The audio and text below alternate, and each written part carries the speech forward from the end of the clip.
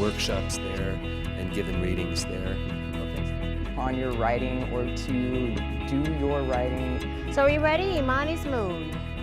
And remind themselves, I can do this, I just have to persevere. This is a literary magazine that students produce. Thank you so much for coming. There's just levels of developmental appropriateness. So came from the idea that, the more Pride celebrations I go to, the more kids. And then you have this great research on the ground. Some young lady who was a research librarian who sent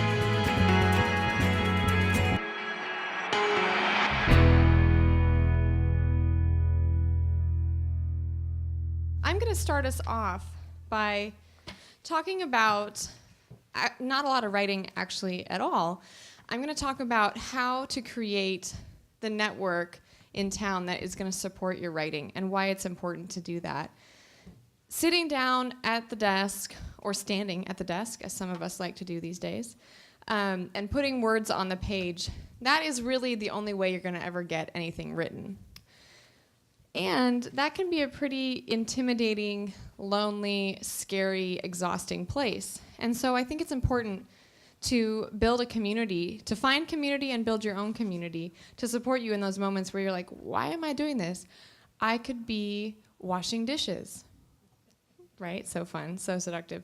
No, but it's like, why am I doing this? I could be hanging out with my partner or my spouse. I could be hanging out with my kids. I could be sleeping. Often I'm choosing, like, do I sleep or do I work on my writing? So we're going to talk about that. So why participate in our local writing community? It's fun, right? You're going to meet your tribe. How many of you have a day job that has nothing to do with your writing life? Yeah, so it says UCD on the panel. Back in time, UCD had to do with my writing life. I ran the Tomales Bay writing workshops there for 7 years, and I was Associate Director of Arts and Humanities and Writing at UC Davis Extension until the economy and other factors caused that program to be discontinued. I still work at UC Davis, but now I work for the law school, which, other than writing a lot of words every day, has nothing to do with my writing life. So it has become increasingly important for me to maintain contact with colleagues and friends in the writing community. And the great thing is, when you have something so deeply important in common, you end up you become actual friends. Like, you want to hang out and do things together.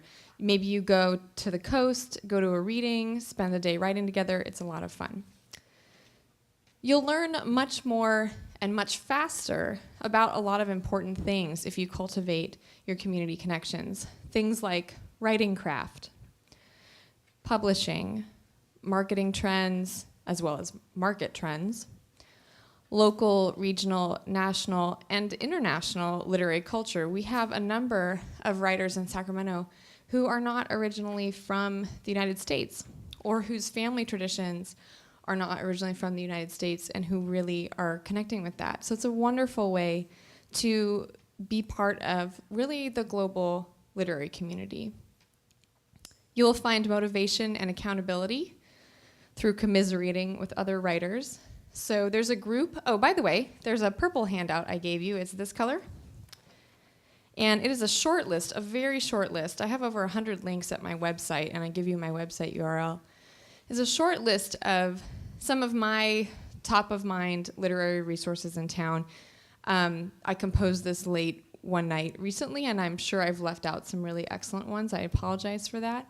And the great thing is the community is big enough that I also don't know about everything. So that makes me really happy that it's robust enough that there are corners that it can't be explored all by one person. So there's a group called Writers Who Wine. This is an open Facebook group, Wine, W-I-N-E, though you can, of course, choose any beverage you wish. And it's an open Facebook group.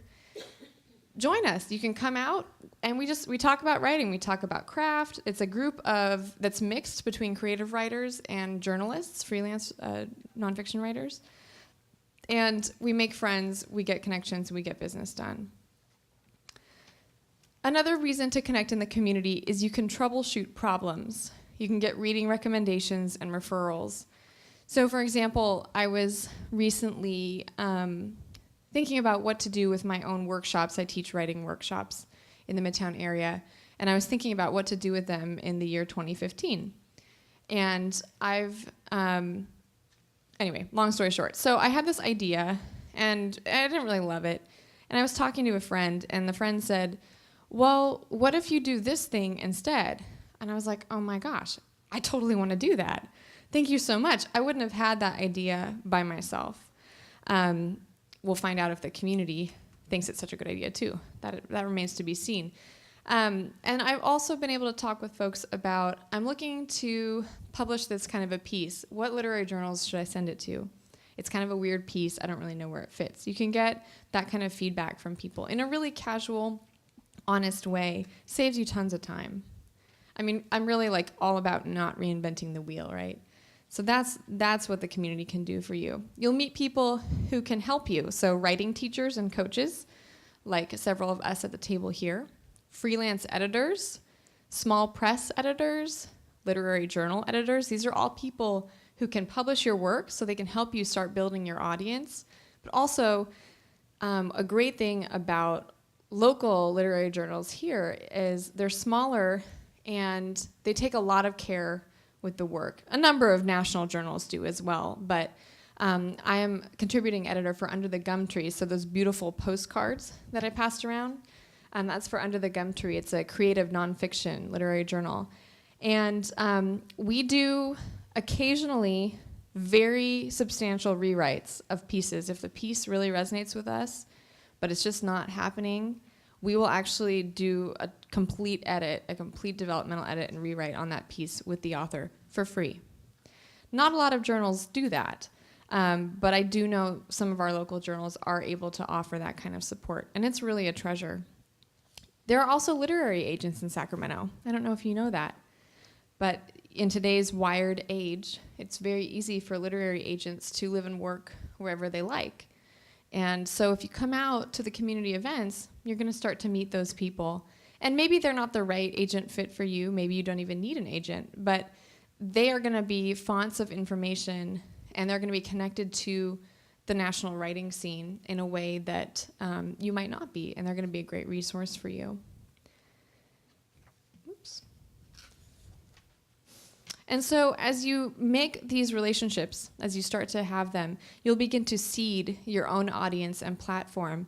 And as we know, these days, we have to make a name for ourselves as writers. We can't wait for publishers to do it. I think the average book advance now is about $5,000 if you even get one. And most books don't earn that back. So you can imagine the publicity budget is generally these days about this much. So the more of an audience you can come with, the better you're going to do with traditional publishing. Self-publishing, obviously, you need to build your audience, right? Because you're selling directly to them. You'll have a special group to celebrate your successes with, and this group will also comfort and encourage you through your failures. And I think those are really important parts.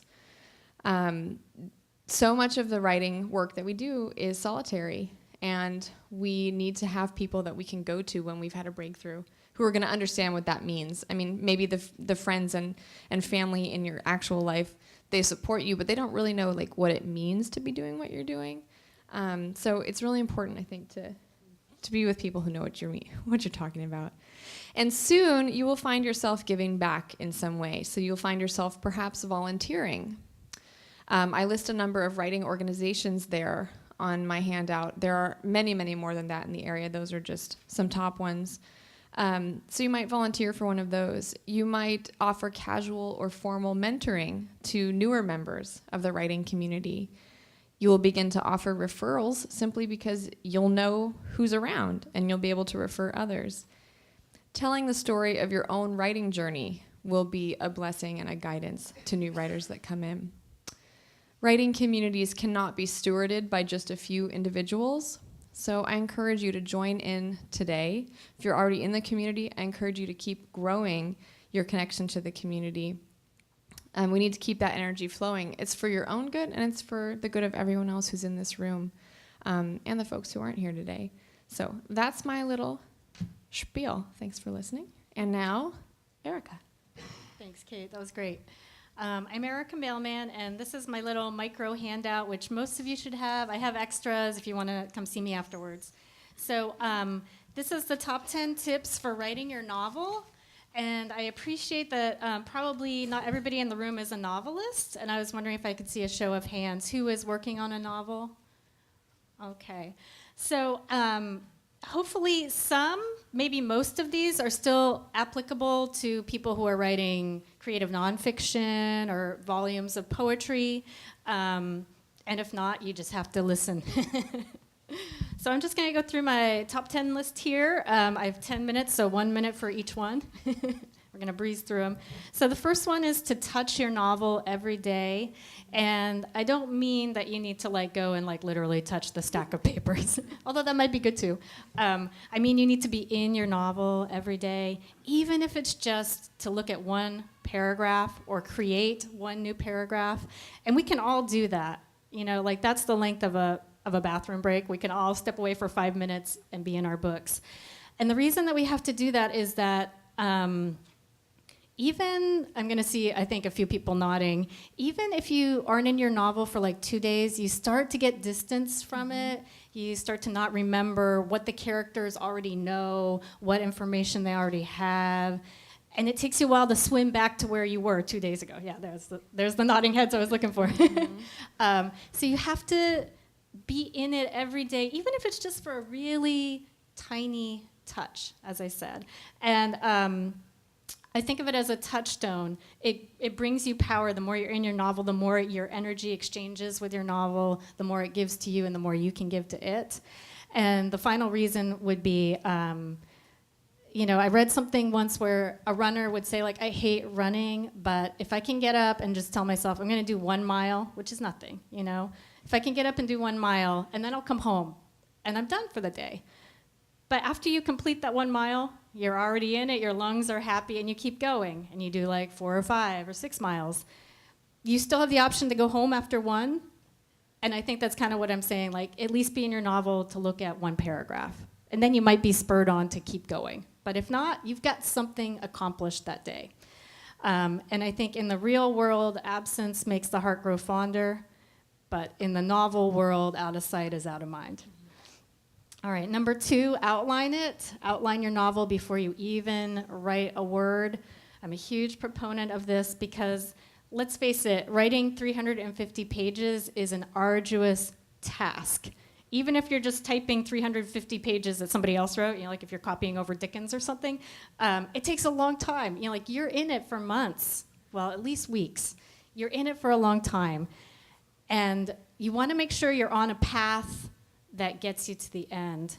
And if you outline ahead of time and you can look at your plot in this very skeletal format, you can start to see where pieces don't line up, where you have scenes that don't move the plot forward. And then you can delete those before you ever waste time writing them. Because it's a heartbreak when you write a scene that's glorious, you love it, you love what happens in the scene, but it doesn't fit in your novel and you have to pluck it out. Far better to never have written that scene, right? So that's the power of outlining. It gets you from A to Z expeditiously and without heartbreak. The inspirational wall. I think we can help ourselves out as writers by giving visual cues for our writing. So one thing I did, I have a young adult novel that's coming out in February under a pen name. And I spent 20 minutes using Google image search to look for the characters in my novel so that I really had a visual of what they looked like. Of course, we see people in our heads, but I thought it would be fun to print out these images and put them on the wall around my computer so I could look at them and see, these are really the people in my book. And so I was Googling things like middle-aged mom, grief-stricken. And, going through the images until I found somebody that I was like, oh yes, that is the mom from my book.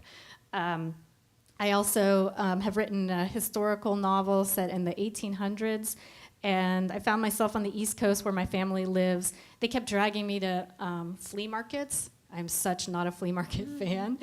But I found the place where I was happy was going through these boxes of daguerreotypes, those old-fashioned photographs. And I was like, okay, I'm going to set myself the task of finding one of my characters in this box, or these boxes. And that was really, number one, it was fun. And then number two, I did find this daguerreotype of this guy that I bought it. I posted it on the wall behind my computer, and that's my guy. That's the guy from my book.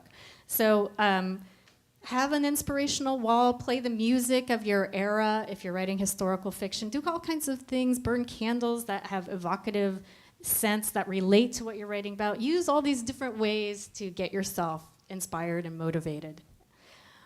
Number 4, experiment with handwriting. I really believe that there's something special about the brain-hand connection. So yes, I do the majority of my writing on the computer, but sometimes I will go to a cafe and I'll just write in a notebook, and I'm always really happy with what comes out. There's something special about that old-fashioned kinetic hand-body connection. So I would say experiment with it if you don't already. See what it leads to. Number 5, even when it's awful, you just have to keep going. And there's a craft book called The Writer's Workshop, I think by Stephen Koch, I'm not sure. And he quotes somebody in that book as saying, I have found that when I sit down and the muse does not hit me, I'm just clunkily writing things, that the quality of that writing is pretty much the same as stuff that I produce when I am feeling inspired and like words are flying out of my head as fast as I can type them. And I felt like that was really instructive. Like it's the same quality, so it doesn't matter if you're fighting to get the words out or if they're flying out. Well, then that means that we should sit down and force them to come, right? Because if they're going to be that good anyway, let's do it. And there's a quote, you guys may know who said it, you can't revise a blank page, right? You've got to have something to start with. You can't make it better until there's something that actually exists. And then relatedly, no revising until the end. Do not permit yourself to pull up what you've already written and start monkeying around with it. Be fierce with yourself and say, I'm not going to even look at it again until I hit the end. And that's how you get 350 pages. Because if you go and then you pause and look back, and then you go and you pause and you look back, you're keeping your progress from progressing. And if you just say, I'm going to go to the end, you get to the end. No switching screens. I am a terrible person in terms of I'll be writing and I'll even sometimes be feeling really good about it, and then I'll be like, I wonder if a new email came in, and I switch screens and I look at my email, and then I look at Facebook, and then I'm looking at my Yahoo account and my other Yahoo account, and before I know it, a half hour has passed when I could have been writing. So I've started to learn that what I have to do is, if I'm typing, I close down all of my internet screens. So it's only Microsoft Word is up. And that's just something I have to do to myself, for myself. And sometimes I feel that urge of like, well, maybe I should just open it up. I'll go to Firefox and no, you can't do that. So you have to be strong with yourself. I hear from my writing students, I teach writing through mediabistro.com online. I hear from my students that there's some kind of program you can purchase that like locks you out of your computer for like a period of time you designate, so you literally can't get in. So one of those is called Scrivener. It's $40, and you can download it from literallatte.com. Scrivener lets you lock yourself out of your computer? It'll blank out Or your out of screen. internet? I don't know if it shuts off your internet, but I know it will make it so you can't click on your internet. Because if you choose to, you don't have to use it that way. That's good to know. Yeah. And I know a lot of people swear by Scrivener. It's got some cool features, like you can create like index card scenes and move them around and do this kind of stuff, which I tend to just cut and paste and move and hope for the best while things are on my clipboard. Scrivener? Scrivener, like Bartleby. All right, number 8, MC stands for main character. Have a likable main character, because In this current book publishing climate, it's really hard to get a book published, and doubly hard if you have somebody that people don't want to go along for the ride of 350 pages with.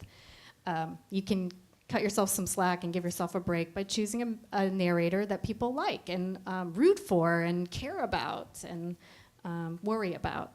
So I'll just say that for the sake of saying it. Number 9, the main character needs to be changed by the end. Every book needs to have a significant plot event. We have a lot of literary novels that you may see like, oh, it's just kind of like a day in the life or a passage of time in a person's life that's indicative of their whole journey. I'm more pragmatic. I like to see an actual something big happen.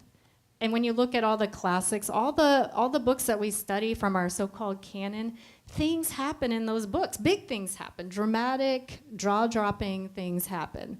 And when I work with my students online, I make them do the outlines, even if they don't want to. I make them. And then we look at it in terms of, is there enough plot here? And I've even said very gently to some students, not enough happens here. We have to have something explosive and big that happens. And that transforms the main character by the end of the book. They should be a different person in some way. So if you can think about that little nugget of information, how can I change my character by the end of the book? And number 10, reward self at intervals. I think that's important. You know, maybe at every 10,000 words you go and eat some really great artisan chocolate. Maybe you treat yourself to a pair of boots at the end, or, you know. The writing in itself is intrinsically rewarding, but it's nice if you can look at your word count and know, like, oh, in another 5,000 words I get to go to Ginger Elizabeth and get their hot cocoa, you know. So those are my top 10 quick tips, and I'm going to turn it over to Ginny now. Hi, I'm Gini Grossenbacher, and I have been a teacher of English and writing and creative writing for 27 years in Elk Grove Unified School District and in San Juan, in our local area. And I always established a writing community that was welcoming, that was supportive.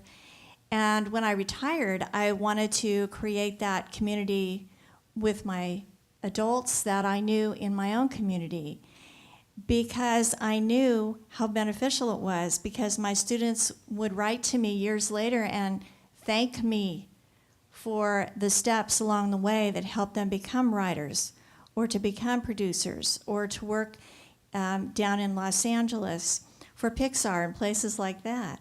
And I thought to myself, you know, in retirement I can continue to give back to the community what it is that they want and deserve. And so I found the AWA method, which is Amherst Writers and Artists, and I will quote to you from Pat Schneider, who's the founder, who said, as a writer, you need a compassionate and welcoming attitude toward your own work, which is very much what Erika said, and you need the support of others who value and call forth your writing, which is what Kate said.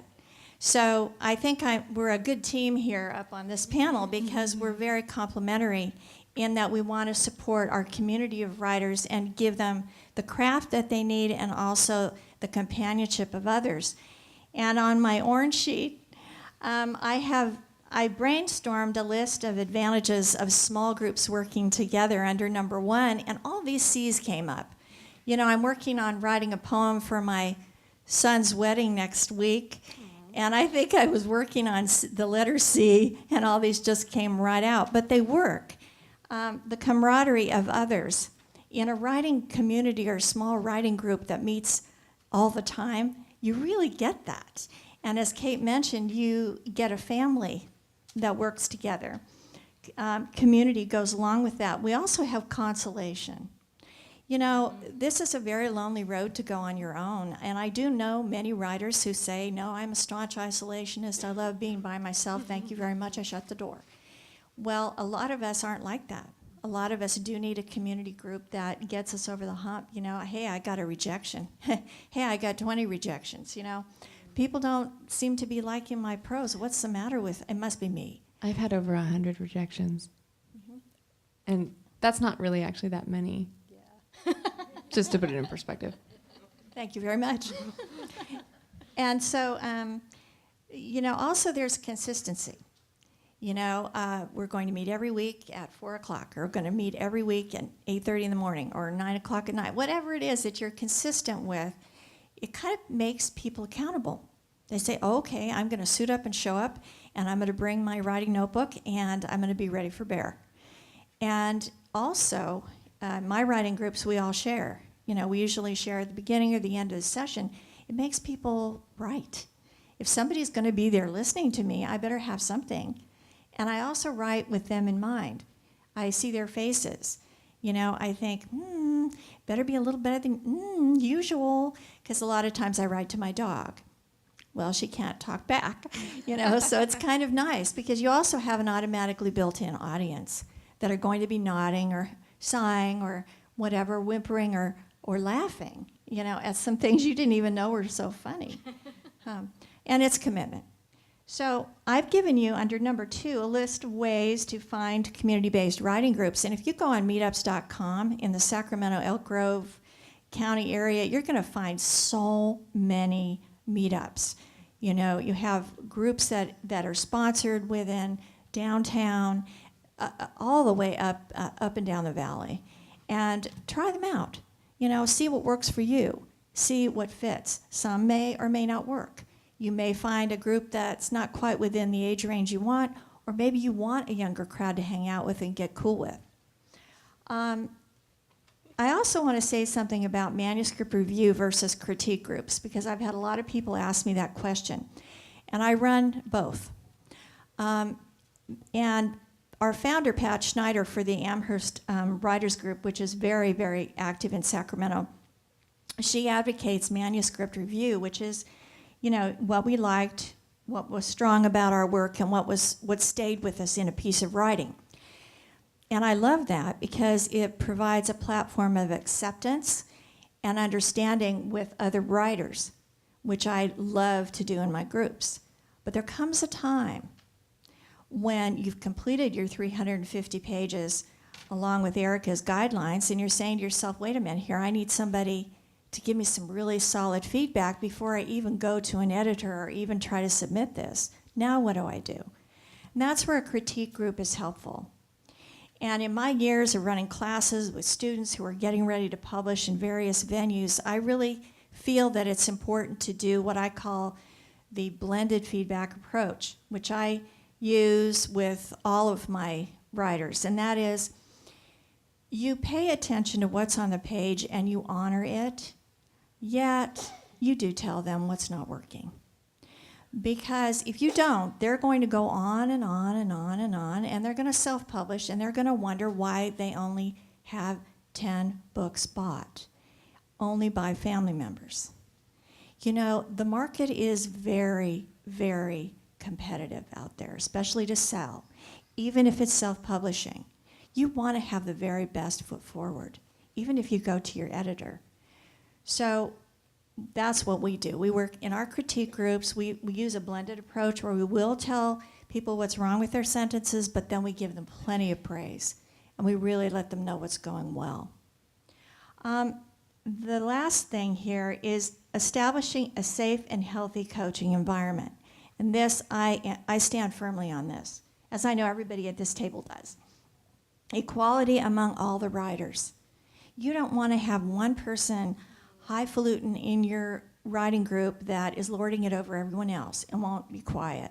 You need to have, how we love to talk. Look at us, right? We're up here talking. A comfortable location with plenty of light and airy and you want an inspirational setting. Confidentiality. If you have a writing group, you don't want them going out and blasting to the world what it is you're working on. What if you change your mind? What if what you thought you might do with this piece has completely altered and all of a sudden now it's out there in the suburbs? You don't want that. So confidentiality. Snacks. Writers love to eat. We not only love to wine, we love to eat. Positive and helpful tone rather than holier than thou. So whoever it is that has the most expertise ought to be the most humble. Seriously. And if they're not, I don't know, look around. There are other groups. There's meetups.com. Allow for different genres, ages, and backgrounds.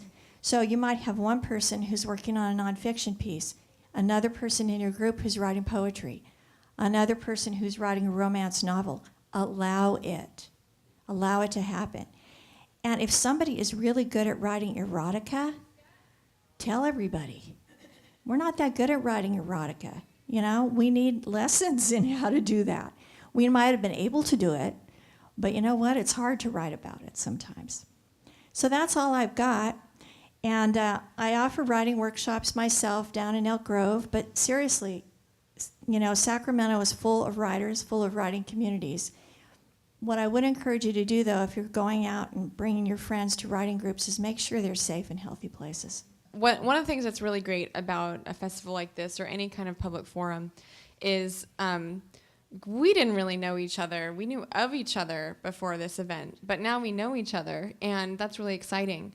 On my purple handout, I talk about workshops. There are too many different kinds of things going on to list there. So I offer a referral service for free, and now I know of 2 more people that I can send people to. So that's really excellent. I was taking notes during the other presentations, and I just wanted to offer an other side of the coin to outlining. So Erika is a big fan of I can't permit you to talk. We're going to have a fight in the hallway afterward. But right now, so Erika is a big fan of the outline. And if you are the outlining type, then by all means, you should outline. And some of us need to write our way into works of longer works, whether it's poetry, prose, fiction, nonfiction. Don't think you have to write in any specific way. The way you will get your book done is by sitting down or standing at your desk and putting words on the page. That is the most fundamental thing you need to do.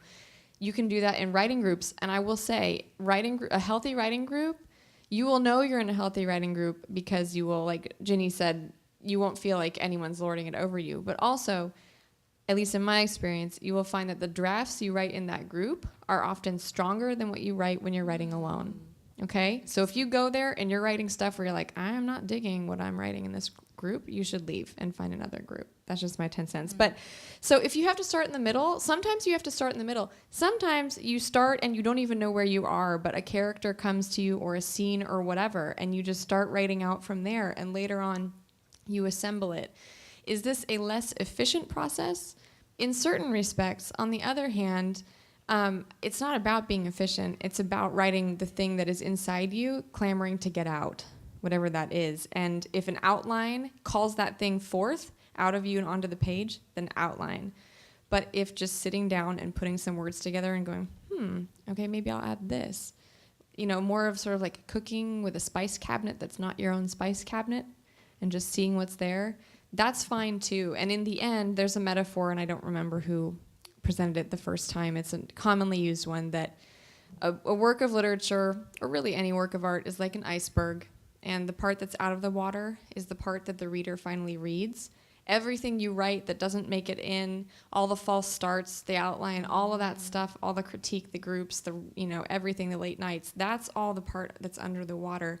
And without that, the iceberg can't poke above the water. It needs that base to create the buoyancy. It's not lost. It's just experienced in an indirect way by the reader as opposed to a direct way. So that's all I wanted to say about that. Nice metaphor. I like that. Yeah, I don't know. Somebody smart said it a long time ago. I don't know who it was. Well, you were smart to remember it. One of few things I can remember on a Saturday morning. I think it's really important to be able to allow the power of your words to come out. And I think in schooling, very often, formal schooling, we had the creativity subjected to so many rules that prevented us from unleashing the power of our words. And that's what the importance of having a relaxed, comfortable, healthy community of writers does for us, because it allows us to validate what we do. And if you tell me I'm doing the right thing, I'm going to keep doing that. If you tell me I'm doing the wrong thing because my grammar is faulty, I'm probably going to stop. And so, in a way, what happens when you get up in the middle of the night and things are just flowing for you is because you're just no holds barred, you're letting it all out. You're letting it happen, and you're not worrying as to whether or not it's correct or whether or not somebody's going to give you the red pen. And it takes a lot of bravery and a lot of courage to step out of what we have learned and unlearn a lot of it. I feel like there is possibly some kind of supernatural something that we're accessing when we write.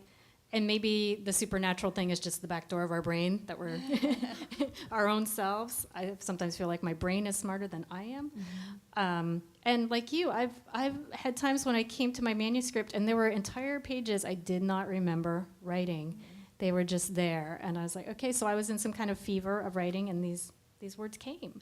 And I know that Toni Morrison, her novel Beloved, you know, she's a descendant of slaves, and this is a slave narrative, a ghost story. And she claims that the ancestors dictated that novel to her, and she just channeled it and wrote what the ancestors told her. And when you read that novel, I think you can completely understand and agree with that. So I do believe that there is something going on. Mm-hmm. You know, there's something otherworldly when we write. So I will add to that. So the muses, whatever they are to you, they don't actually put words on the page. You put the words on the page. So the more often you're in front of your page with a pen or in front of your computer or whatever your device of choice is, the more often the muses will strike. I have a secret life as a classical musician, and as I'm sure there are other musicians in the room, as you know, it's all about overlearning. So you practice things until you don't have to think anymore. You can just feel them in your body. That's what you do with writing. The more you write, the more your skills will build, and that other part of your brain that Erika's talking about will come in and start to go, what about this? And you'll be like, yeah, let's do that. And you're there, and you're present to that moment, and you're able to capture it. If you're not touching your work every day in some material way, not just thinking about it, but actually being present with your material things, you're losing opportunities to not only improve, but to be inspired. Pat Schneider says, a writer is someone who writes. So all you have to do is write, and you can tell everyone you're a writer. Mm-hmm. So I'm going to repeat that question for the benefit of the video cameras. So comment, but I heard a question in there of often the market will be, the thing that's hot will be a thing that you don't do or you don't do right now in your writing.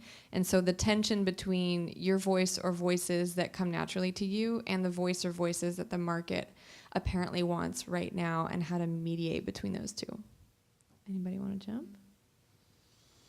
I think it's important to preserve what you can of your voice. Know that there are different purposes and different audiences for writing.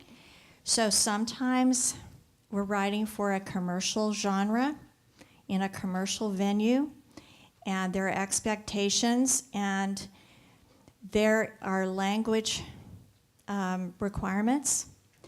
But if you really want to do justice yourself, I would also be writing for something that is very authentic.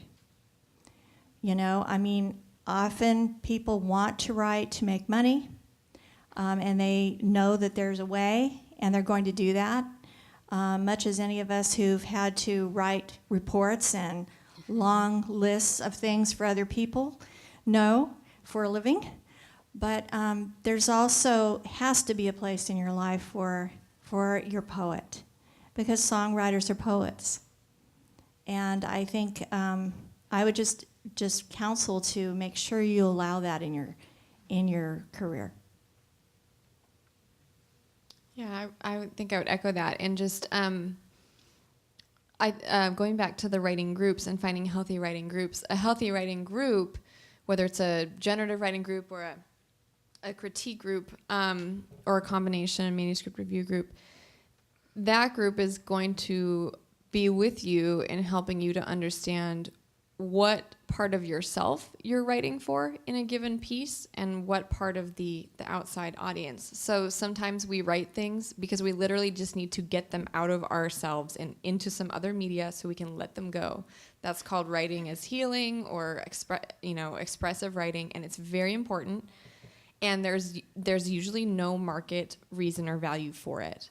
The value is totally personal, and it's really important.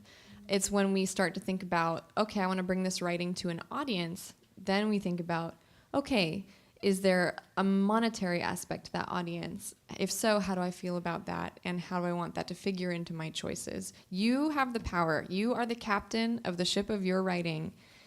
And every choice you make is yours to make and yours alone. And you, at the end of the day, have to be happy with it. And sometimes it just means wearing a lot of different hats. It's really what you're comfortable with and what economics your life necessitates in that balance. Cool. Well, we are out of time. Thank you so much for coming to our panel. Thank you, Kate. Thank you, Ginny. Thank you both. Nice Welcome. Yeah, thanks for coming. At American River College, we have the American River Review, which is a literary magazine that students produce, and they get credit. It's essentially a class, but then you're creating a literary magazine. And it's been award-winning. It wins national awards up against universities like Stanford and Princeton. It's beating them. So it's a really well thought of magazine, and that's a great thing for ARC students to get involved in.